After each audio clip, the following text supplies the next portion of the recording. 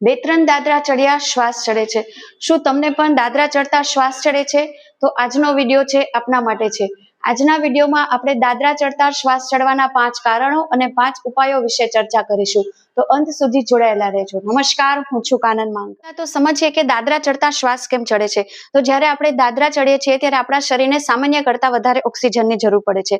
હૃદયને છે એ ઝડપથી લોહીને પંપ કરવું પડે છે અને ફેફસાને છે વધારે મહેનત કરીને ઓક્સિજન પહોંચાડવું પડે છે।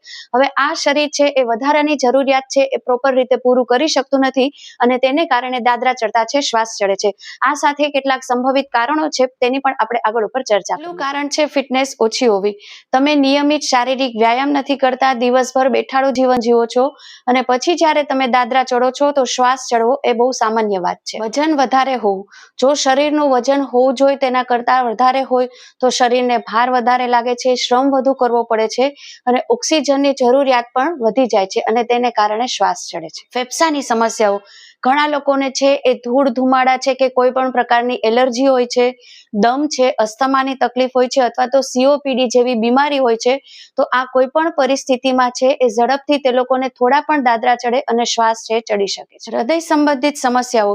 ઘણા લોકોને છે એ હૃદયને લગતી કોઈ સર્જરી કરાવી હોય, હૃદય છે નબળું પડી ગયું હોય અથવા તો બ્લડ સપ્લાયમાં કોઈ સમસ્યા હોય, બ્લડ પ્રેશર છે નિયમિત રહેતું હોય અથવા તો કોઈ મોટી બીમારીના ભોગ બન્યા હોય, ડાયાબિટીસ છે, થાઇરોઇડ છે, તો આવા સંજોગોમાં પણ તે લોકોને શ્વાસ ચડવો એ એક બહુ સામાન્ય વાત થઈ જાય છે। છેલ્લું અને અગત્યનું કારણ લોહીની ઉણપ।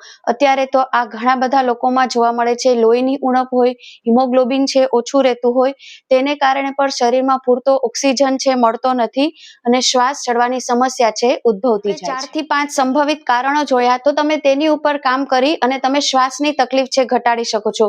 પરંતુ જો તમને પહેલા આવું ક્યારેય શ્વાસની તકલીફ નથી પરંતુ અચાનક શરૂ થયું અથવા તો છાતીમાં દુખતું હોય, બેભાન થઈ જતા હો, ચક્કર આવતા હોય, આંખે અંધારા આવી જતા હોય, રાત્રે શ્વાસ લેવામાં તકલીફ થતી હોય, છાતીમાં ગભરામણ થતી હોય અથવા તો શ્વાસ લ્યો ત્યારે સિસોટી જેવો અવાજ આવતો હોય, તો આમાંથી કોઈ પણ લક્ષણો જણાય તો તમારે માથે મારી મૂકવાને બદલે ડોક્ટર પાસે અચૂકથી જવું જોઈએ અને તેની પાસે સારવાર છે કરાવવી જોઈએ। સમસ્યા જોઈ હવે સમાધાન તરફ આવીએ તો 4 થી 5 ઉપાયો છે તેના ઉપર તમે નિયમિત રૂપે કામ કરશો તો તમને શ્વાસ લેવાની તકલીફમાં રાહત થશે।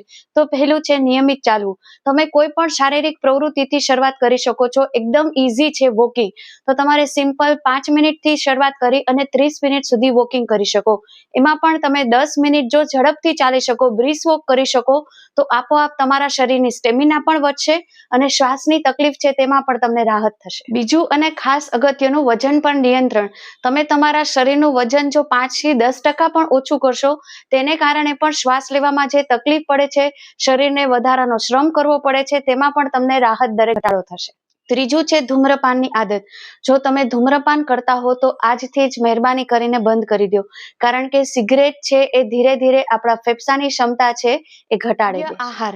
લીલા શાકભાજી, ફળ, પ્રોટીનયુક્ત આહાર, આયર્નયુક્ત આહાર, જેને કારણે શરીરમાં લોહીની ઉણપ સર્જાય છે તેમાં પણ તમને ફેર પડશે અને કેટલાક પોષક તત્વોની ઉણપ જો તમારા શરીરમાં સર્જાતી હોય તેમાં પણ તમને રાહત થશે। પહેલો અને અગત્યનો ઉપાય છે પ્રાણાયામ। જો તમે નિયમિત રીતે પ્રાણાયામ કરશો તો તમારા હૃદયની, ફેફસાની ક્ષમતા છે એ આપોઆપ વધશે। એમાં પણ તમે જો અનુલોમ વિલોમ છે, ખાસ કરીને ડીપ બ્રીથિંગ ટેકનિક કરશો તો તમારા 100% છે ફેફસા છે એ દિવસે ને દિવસે મજબૂત થતા જશે।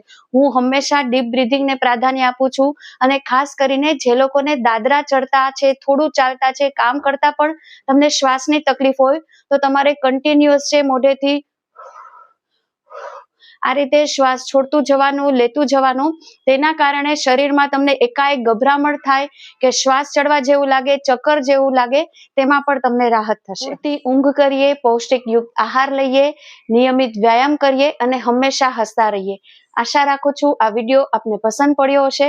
ફરી મળીએ નવા જ કોઈ વિષય સાથે, ત્યાં સુધી રજા લઉં। નમસ્કાર।